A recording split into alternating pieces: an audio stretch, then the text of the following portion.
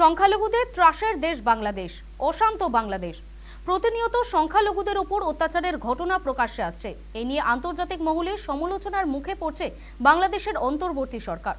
বাংলাদেশের সংখ্যালঘুরা এর প্রতিবাদে নিয়মিত আন্দোলন বিক্ষোভ চালাচ্ছেন।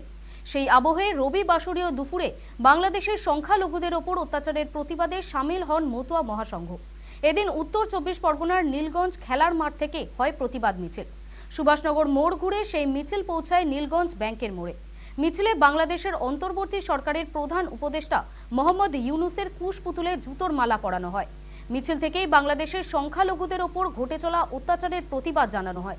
অবিলম্বে সন্ন্যাসী চিন্ময় কৃষ্ণ দাসের মুক্তির দাবিও জানানো হয়।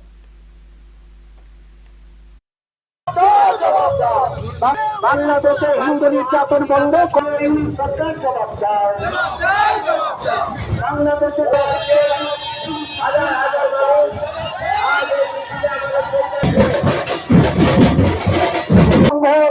এবং সনাতনী সমাজের পক্ষ থেকে হিন্দুদের উপরে অত্যাচার শুরু হয়েছে। আজকে পথে নেমেছি সমস্ত মতুয়া মহাসংঘের পক্ষ থেকে। মতুয়া মহাসংঘের পক্ষ থেকে আমরা এই মহামিছিলে ডাক দিয়েছি।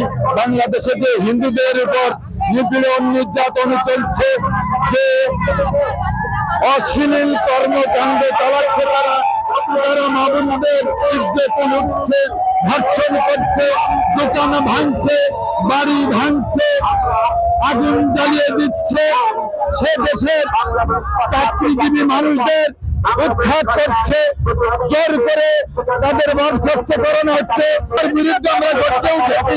আজ মতুয়া সমাজ, সারা ভারতবর্ষে সনাতনী সমাজ, হিন্দু সমাজের যত তাদের লোক আছে, শাক্ত, শৈব, কৃষ্ণ, গৌরাঙ্গ,